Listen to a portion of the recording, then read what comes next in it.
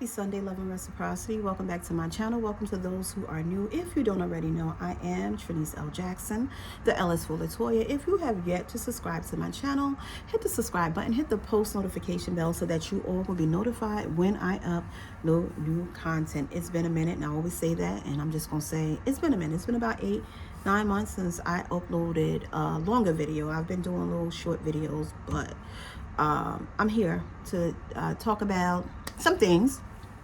I said to Instagram that I kind of wanted to reintroduce my channel because it's been so long since I uploaded a video.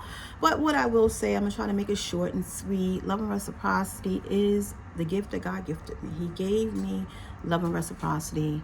March 2022 is when he gave me that name. September 2022 is when I decided to incorporate love and reciprocity. I believe in October 2022, I started my trademarking journey.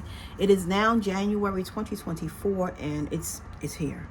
I'm just waiting on paperwork from my lawyers. My website is actually public. I have not announced it yet because I am still waiting for a few more things to be put on the website, but I had to put it in commerce. That's part of the protocol for trademarking your name, and that's that on that. Today I'm going to be talking about traits that leads to self-sabotaging behaviors, right? I know that for the most part when we hear self-sabotaging, a lot of times we equate that to relationships. You know, you meet someone and you feel like you're perfect and they do something to mess it up, self-sabotaging. But I'm not talking about that. I'm talking about when opportunities arises, and sometimes those opportunities are given to us and other times we work hard for them. So I'm gonna give you two sides of two examples. You know, I like to deal with the flip side of the coin, right? I don't think I said that so much on YouTube, but I'm a person who likes to deal with the flip side of the coin. The reason I like to deal with the flip side of the coin is because it brings about balance, right? It also allows me to tell my story and you to tell yours. It also gives us the spiritual realm of things, and then the spiritual realm of things, and then also the physical realm. So I'm gonna always deal with the flip side of the coin. So you might have someone that come up to me, I'm gonna use me, I like to use me, and say, Trinice, you know, I think you will be an amazing person on my team. You will be a great asset to my company. I think that you can offer us this, that, and the other, and we can offer you this, that, and the other. And I might say, you know, that's so beautiful. Thank you for thinking of me, but no thanks. You can respectfully decline, right? Because it's not something you want for your life, and that's okay. You may say, tell a person, well, you know, I'm working on something else, or you know, that's not a part of my purpose. That's not part of my calling. I don't see that as being part of my path and my journey. So thank you, but you know, if you need my help, I can help you out because I'm a helper by nature. I can help you out. Let me know if you need some help. I'm here for you. But I have to respectfully decline right now. And then you have the flip side of the coin is when you work hard for these doors of opportunity to open for you, right? You put in the work. Everything in this life is going to require us putting in the work, right? Sometimes, you know, like that door that I just respectfully closed, that was handed to me in a sense, right? But I'm talking about when we actually put in the work to get these doors of opportunities to open for us.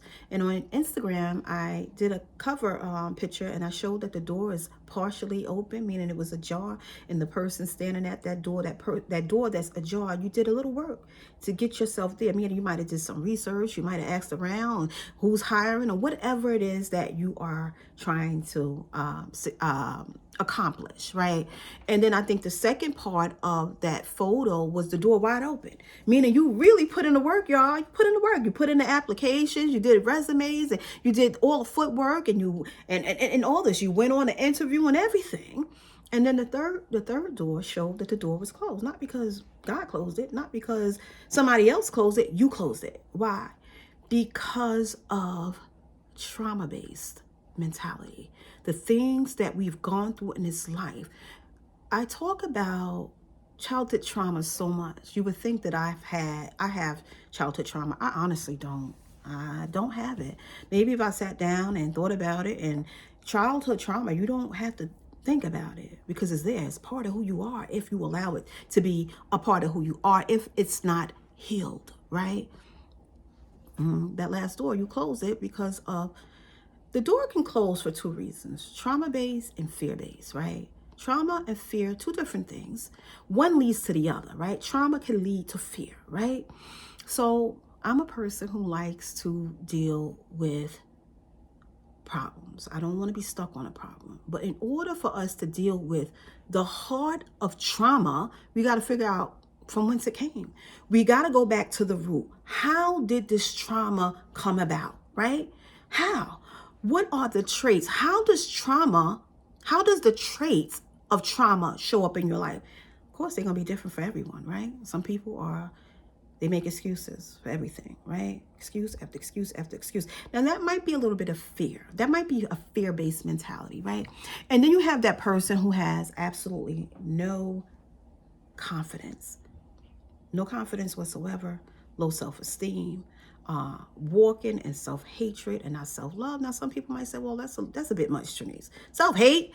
Yes, because what's the opposite of hate? Love. So that means that if you're not walking in love, you're walking in some type of self-hate.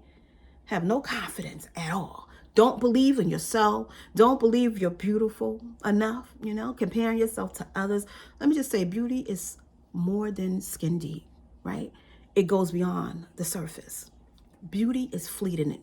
We all look different from when 20, 30 years ago. I don't look the same. I have some people say, you still look the same. I mean, I'm blessed. God has blessed me to age gracefully. And I pray that in 10 years from now, I'm still aging gracefully. But this is fleeting. It has nothing to do with this. It has nothing to do with this. And we got to understand that it's always about the heart for me. Always and forever about the heart and how we treat others. It's going to always be a part of my message. No matter what I say, how much I get up here and talk about love, how am I treating people?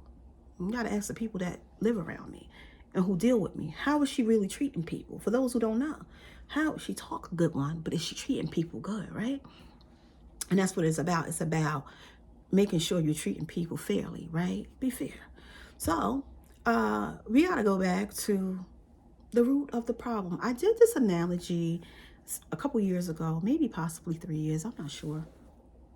And that message was about the comfort zone, dangers of the comfort zone. And I said, let's find out why we are so comfortable living a life of mediocrity. And why are we okay with just the bare necessities in life? Why are we okay with just getting by, right? We got to figure out why in our minds. Why are we like this? So in order to deal with the problem, we got to figure out from whence the problem came. So I'm going to talk about childhood trauma, right? Because if childhood trauma is not dealt with, right, we got to do some digging. Sometimes people like to bring up the past, and we don't like to deal with the past. So don't bring up the past. That's in the past. This, we have to bring up the past. We got to do a little digging. Like when you plant a seed, when you plant a seed, you want to grow some fruit or what have you. Say, I always talk about the watermelon seed. I don't know why that's the first thing that pop up in my mind, but if you want to plant a watermelon seed, you got to dig into the earth, right, and plant that seed, and you got to cover that seed up with the soil, with the earth again, and you got to nurture that seed, right, in order for it to grow. It's the same thing with childhood trauma. We got to dig it up and see how did this come about? Why am I self-sabotaging? Why don't I think I'm worth this? Why do I feel in my mind I'm not good enough for this? Why, Trinice, why? We got to go to the root of the problem. I was saying that I did an analogy some years ago when I was talking about the comfort zones and the dangers of the comfort zone. And we got to figure out why we think the way that we think. And I said, if you go into a dentist and say, well, doctor, I have a toothache. And a doctor says, oh, well, which tooth, Trinice? And I said, well, the second one from the back. He said, okay, sit down. And he put me in a chair and gave me a shot of Novocaine and started taking out the tooth. That's not a good doctor. He's not practicing good dentistry. A real good doctor, a doctor who don't want to lose their license, is going to send me to their x-ray technician. They're going to sit me in a chair. They're going to take x-rays of both sides of my mouth. And the doctor's going to say, well, let's see. Can we save this tooth? Can we cap it? Can we crown it? Or do we have to extract it? Right? That's a good doctor, because you got to get to the root of why we are the way that we are. Same thing with childhood trauma. Let's figure out, how did we come up? Or why are we thinking this way? Where did this trauma come from? It's usually, almost always, childhood. Always. Childhood trauma runs deep, y'all. It's deeper than the surface, right? When you get to the door of opportunity and that childhood trauma that has not been dealt with, it meets you right here. It blocks you. It blocks you. And you will not go through. You'll close that door because of the trauma. So let's see. What is your trauma? What may be traumatic for you, and I said this before, may not be traumatic to them, right? What is traumatic to me or trauma to me? You may say, that's traumatic. What? Well, but I'm a very fair person. I don't like to judge people. So I'm just going to use this as an example. I might say, well, that's trauma? That's traumatic? Oh my God. But you'll never hear me say that because that's not who I am as a person. So let's look at, I'm going to talk about 3 types of parents here, you all. We're going to talk about parent 1. And there may be many different types of parents because it's all based on experience and personality. But I'm going to talk about 3, right? Because I don't have all day. I'm already 11 minutes in. We're going to talk about parent 1, that parent 1 who does nothing, really basically nothing for their child. But what they do is they berate them, right? They berate them. They talk down to them. They stupid, get out my face, leave me alone, I'm trying to sleep, stop calling me, why you keep calling me, this, that, and the other, get out, just smack them in the face. Basically do nothing for that child. That child may even have to eat cereal all day because the mama don't want to get out the bed and cook for them, right? Or the dad. So let me be fair. Parents, I shouldn't just say mom. The reason I say mother is because we are the nurturers, right? By nature, we are nurturers. Get out my face, stupid like your father, dummy, whatever it is. And they gotta, sometimes those kids have to take care of their smaller siblings. They raising themselves. And we have to understand that when you speak those things over our children, we are creating trauma for them, right? Trauma. The parent who's constantly smacking a kid. I'm not telling you you can't discipline your children. There's a difference between disciplining them with a little spanking and beating them. To me, smacking in the face is the worst form of disrespect to me. I put that on a scale of spitting in somebody's face. I don't know, something within me that you smack me, you're telling me I'm not worth anything, right? I'm not worth anything. I never smacked my kids. I've never been smacked, right, by my mom. So what happens is when you berate that child begins to think that's who they are, right? It becomes a part of who they are. It's not who they are. It becomes a part of who they think they are, right? That parent, I don't have time for nobody, just time for them. Baby don't even have time for them. Stay in the bed all day, right? And we gotta say, well, let's give some grace to this mom. Let's figure out. It's always generational. Told you, we gotta dig deep. We gotta dig deep. We gotta figure out why. Why is the mom like this? Probably because their mother was like that. Or maybe they didn't have a mother. Lack of guidance, right? Lack of guidance. Then you have parent 2. You have parent 2 who do the bare necessities, The parent who food, clothing, shelter. Make sure the child is going to school. And they take them to school and pick them up and sit them at the table and may help them a little out with the homework if they can. And put them to bed, and that's that. As long as you pass, you got test tomorrow, make sure you pass. You know those words, you know this, you know that. Come home with a 70, well, at least you got a 70, and at least you ain't fail. Basic stuff.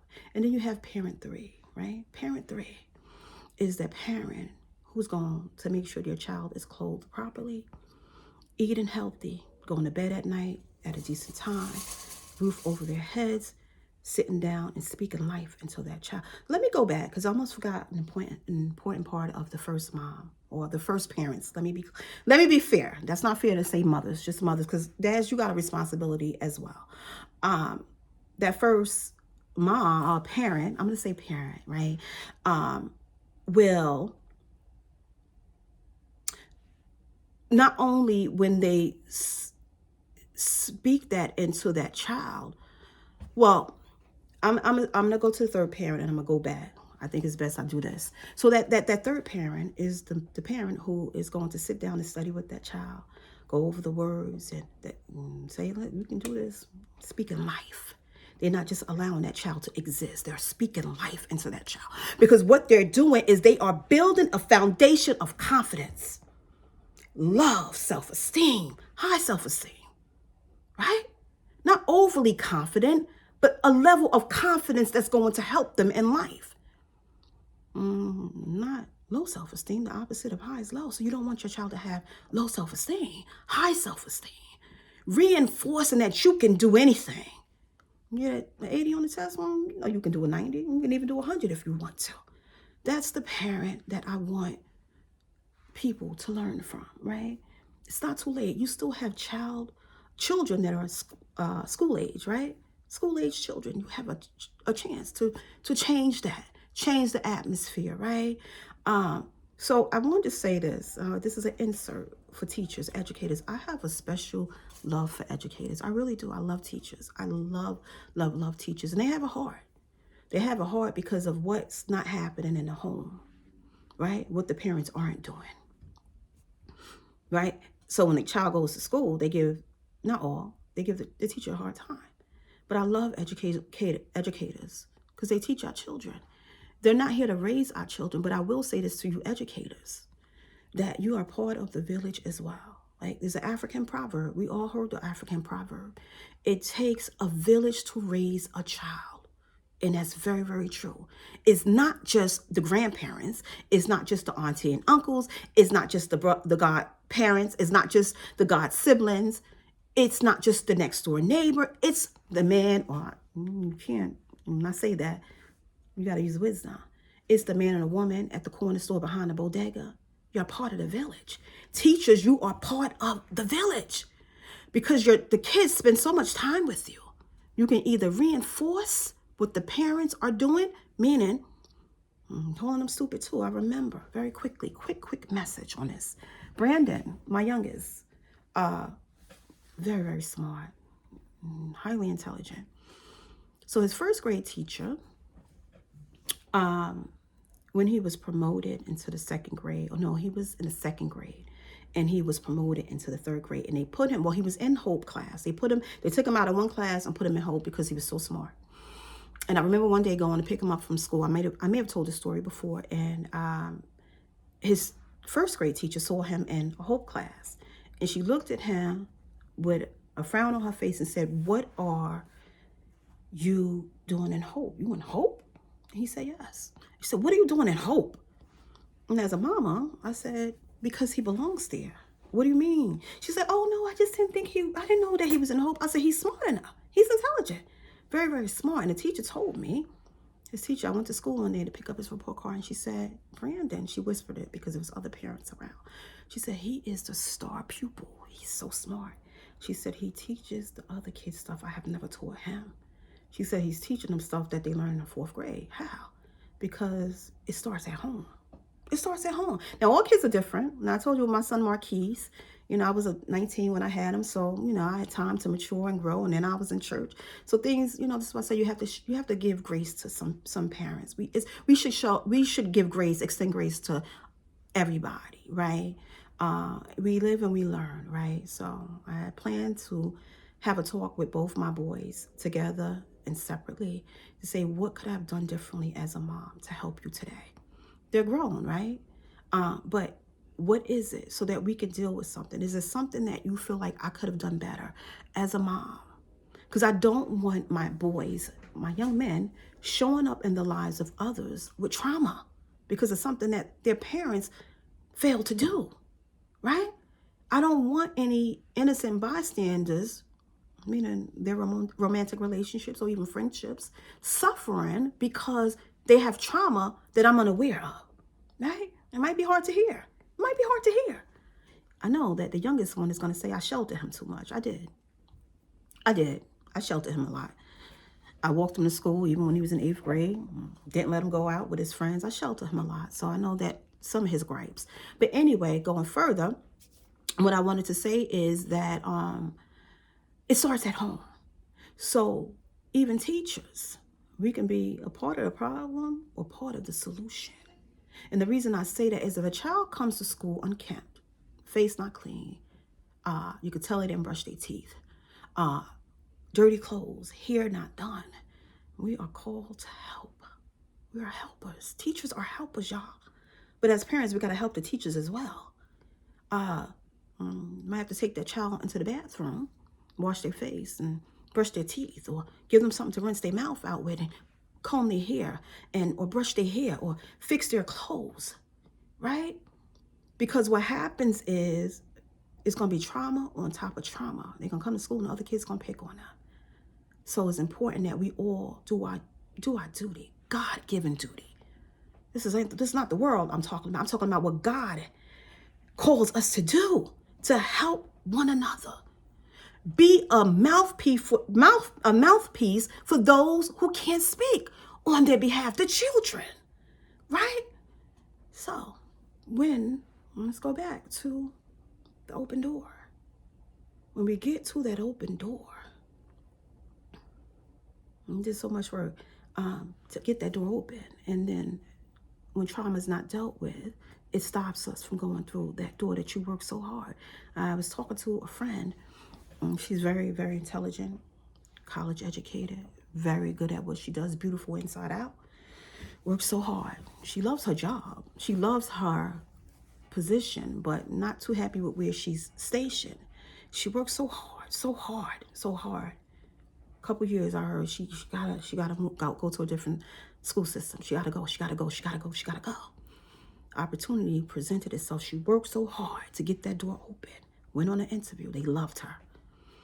I mean, there were some things that she felt that, wouldn't be beneficial right now. But sometimes we got to look at the bigger picture, right? Sometimes we have to suffer a little to get where we want to go in life. So she did on an interview. They loved her. And she decided, I can't take it because it's too far. I said, well, you knew that before you filled out the applications. You did hours and hours of paperwork for this job, but you knew that the job was far away. Yeah, but it's only for 1 day a week, and is that? I said, but you knew that before you did all the work. Now, this may be fear-based, right? So there's trauma-based and then there's fear-based, but trauma-based leads to fear if it's not dealt with. And then he said, well, it's only going to be for a year. I said, but if they love you, they're offering you the position. I said, you never know. It might lead to other doors opening. Oh, no. So that's what they did. They said, well, we'll extend it for 2 years. And it was the same excuses. Because when trauma is not dealt with and not healed, it shows up in adulthood, right? So a lot of this message is for parents with school-age children, right? Let's reverse that. If you are a parent who needs help, open your mouth. You have to tell people what it is that you can't be ashamed. You have to open up. Talk to God. Go to his word, because, not everybody hears from him, right? Not everybody. So how else do we hear from God? Through his word. So go through his word. Now, so if you're a person who don't believe in God, don't have no faith, God is so loving. He's so kind. He's so caring that he'll send somebody to help you. He will send somebody to help you. And make sure that it's if it's God is going to send the right person, right? To speak into your life and help you through it. We got to be careful who we call friends. One thing I don't do is me and my cousins and I, we always had this conversation some years ago, how people like to claim people as relatives. We don't do that. I'm not claiming nobody as a relative, right? Friends become friends. There are friends that become family. That's different. But some people just like to claim everybody as a relative. I'm not a person who just say friend and you're not a friend, right? Because sometimes you'll say, hey, friend, and turn around and say, I don't know that person. I don't know them. I don't even know them. That's not a friend. That's not a friend. But if you can get somebody that you can trust and you can confide in and say, listen, I need help. I don't know how to talk to my child because I've been yelled at all day. As a child, that's all they did was yell at me and hit me. So this is why has become a part of my life, right? And the person may not believe in God, but you could speak into them, say, well, listen, I'm sorry you went through that, right? I know it's traumatic. Try to get some counseling, right? Counseling, somebody, a professional, right? There's people that may need help how to clean their house, right? Maybe they don't know how to clean it, or maybe they lived a certain way all their lives, and now so everything is generational, y'all. When things are not dealt with, it just passed on from one generation to the next, to the next, to the next, right? So as friends, people of God, we are supposed to help each other. We gotta help each other. I'm gonna forever and always be that person to help. That helping spirit is within me. It's deeply rooted. It's deeply rooted. That's why I push it so much, that we got to help each other. We're called to love one another. Listen, we don't have to do anything we don't want to do, right? But it makes me feel so good to give. I'm such a giver. I love giving. And I'm going to tell you this, and I'm about to close. I'm a person who likes to dismantle quotes, right? Because I said that we should not be adhering to these quotes that we don't know who made them, what mindset they were in, what place of darkness they were in when they made them. But there's a quote that says, we teach people how to treat us, right? By what we allow and what we don't allow. And that's very, very true. I will not dismantle that quote. But what I will say is this, what I will add on to this is that we are such conditioned people, right? We are conditioned because of the things that we've been through in this life and or going through, right?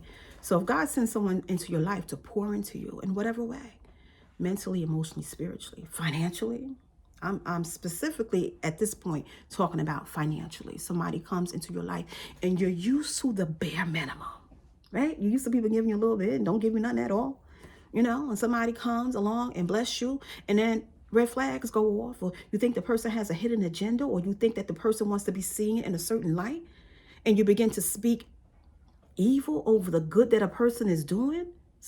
God could have just enlarged somebody in territory, right? You could have enlarged their territory. He could have gave you double of your income. Maybe this is the most you ever seen in all the years you've been working. So you want to be a blessing to someone, and someone speaks ill of that. What you're actually doing is you're teaching people not to give to you anymore. Now I'm telling you, don't ever stop giving.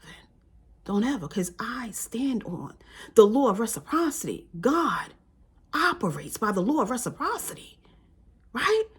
So don't ever stop giving. Sometimes you got to change who you're giving to. Don't allow other people to make you bitter, right?